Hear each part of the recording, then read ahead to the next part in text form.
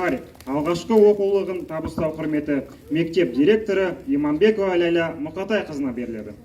Құрметті ата-аналар, бүгінгі біздің мектепке келіп тұрған кішкентай бүлдіршіндер, бүгін тарихи күн. Себебі осы әліпби неше жылдан бері мектепке бүгін бірінші рет қайтып келіп отыр. Сондықтан сіздерді құттықтаймыз, осындай жақсы керемет оқулық сіздерге табыс етіледі. Бірінші А сынып жетекшісі.